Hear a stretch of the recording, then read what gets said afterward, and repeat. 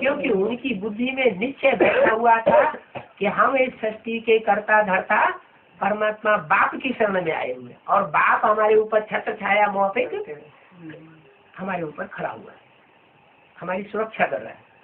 तो ये जो निश्चय जिनके अंदर जाग जाता है, वो जैसे उनका जन्म हो जाता है। तो बाप कहते हैं अभी तुम ऐसे मीठे मीठे ब्राह्मण बनो, ताकि बाप की रहमत तुम्हें घड़ी घड़ी अनुभव होती रहे। कोई भी आत्मा के साथ तुम कड़ुए मत बनो। क्या, क्यों कड़ुए नहीं बनो? कि हर आत्मा अपने पूर्व जन्म का हिसाब किताब हमारे साथ पूरा कर रही है। अगर हमको दुख भी देती है तो क्यों दुख दे रही है? क्योंकि उसका पूर्व जन्म का हिसाब किताब है, हमने उसको दुख दिया होगा तो वो हमको दुख दे रही। हमारा दुख सुख का हिसाब किताब पूरा होगा, फिर हमको कोई भी न दुख देगा न कोई सुख देगा, हम शांति में चले जाएंगे। शांति की स्टेज का अनुभव होगा। जो शांति धाम में आत्मा होती है ना, उसको न सुख का अनुभव होता है और न दुख का अनुभव होता है।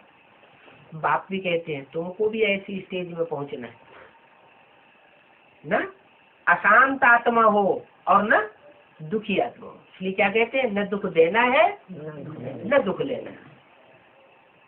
बहुत से होते हैं ऐसे कर लेते हैं कि ये पक्का कर लेंगे कि किसी को दुख तो नहीं देंगे, है, लेकिन दूसरा कोई का बात कह देगा तो बहुत दुखी हो जाएंगे।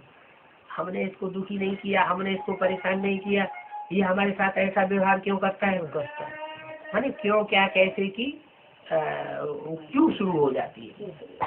आत्मा अंदर अंदर दुखी होने लगती है। तो दुख ले लिया ना। बाप कहते हैं तुम अपने कानों को ऐसा बनाओ कि जो फालतू बात है क्या करो, एक कान से सुनो और दूसरे कान से निकालो, तो जैसे तुमको दुख नहीं मिलेगा। अच्छा चलो, ये तो बात सुनने सुनाने की बात हुई, कांटे जैसी बात कोई चुभो देता है उसकी बात हुई, बातों की बातें हैं। चलो कोई बात नहीं, एक कान से सुन के दूसरे कान से निकाल लेते। अब कोई क्रोध में आके चमाटी मार दे तब क्या करे? करे दूसरा गाल करते हैं। उसने एक चमाट मारी तो गांधी जी तो कहते दूसरे में भी मार दो। बाप क्या समझाते हैं, ऐसे क्रोध के वातावरण से भाग जाना चाहिए। क्या तो क्रोध दिखा रहा है, अपने पूर्व जन्म का हिसाब किताब कोई पूरा कर रहा है, तो अपने बचाव के लिए क्या करना चाहिए? भाग जाना चाहिए। भाग जाएंगे तो थोड़ी देर वो पीछे पीछे भागेगा, फिर आखिर युक्ति से तुम अपने को बचा लो। तो हमें लड़ाई नहीं लड़नी है, मतलब हमें अपोजिशन नहीं करना है। ना वाचा से कोई का अपोजिशन करना है कि उसने एक बाण लगाया तो हम दो बाण तीखे तीखे लगा दें, जहर में बुझे हुए। तो ऐसे नहीं करना, नहीं तो हमारा पाप कर्म बन जाता है। हमारा अगर इस संगम युग में पाप कर्म बना तो घाटा हमारा ज्यादा हो जाएगा। क्यों हमारा घाटा क्यों ज्यादा हो जाएगा? ज्ञानी को तो हाँ, जो ज्ञानी है, जो जिसको परमात्मा ज्ञान दे रहा है, अगर वो पाप कर्म करता है तो उसको 100 गुना बोझा चढ़ता है। और वो तो अज्ञानी है, उसको तो कर्मों की गुह्य गति का पता ही नहीं है। पता चलो भले ज्ञान में चलने वाला हो, ज्ञान में चलने वाले भी ऐसे होते हैं कि ऐसी ऐसी बातें करते हैं जिससे दूसरे को बहुत ही दुख हो जाए। लेकिन समझना है, ये ज्ञानी, इसको ज्ञान मिला है सुनने सुनाने का, इसकी बुद्धि में बात बैठी नहीं है, इसलिए ये बच्चा बुद्धि है। ब्राह्मण तो बना है लेकिन बच्चा बुद्धि ब्राह्मण। अथवा समझ लो ये रावण कुंभकर्ण मेघनाथ जैसा ब्राह्मण, वो तो बहुत प्रकांड विद्वान था, सारी बात समझता भी था, लेकिन जीवन में धारण नहीं करता था, काम फिर भी उल्टे उल्टे करता था।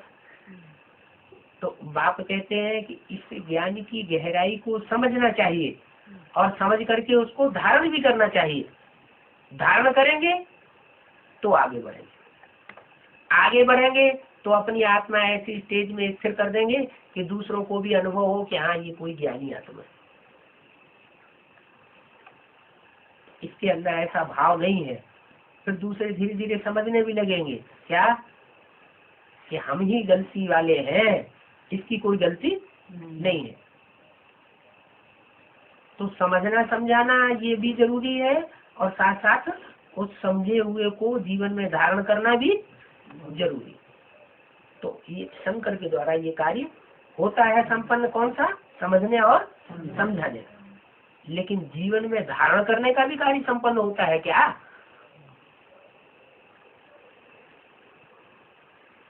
जो भी रुद्र या रुद्र के बच्चे रुद्रगण, वो इस बात को समझने के बाद क्या जीवन में धारण भी कर लेते हैं पूरा ज्ञान, या राम की सेना की तरह बने रह जाते हैं? नंबरवार करते हैं, बंदर के मंदिर लायक बन जाते हैं धारण करके, है?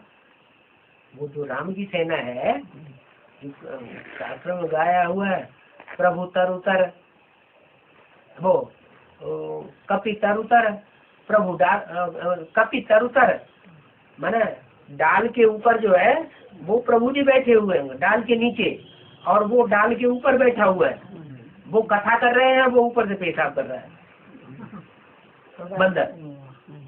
तो उसको ये ज्ञान ही नहीं है कि हम जिसकी कथा सुन रहे हैं, जिससे पढ़ाई पढ़ रहे हैं, उसका रिगार्ड करना चाहिए। तो बंदर हुआ ना। बाप कहते हैं मैं तुम जैसे बंदरों को फिर मंदिर लायक बनाता हूँ। कैसे बनाता हूँ?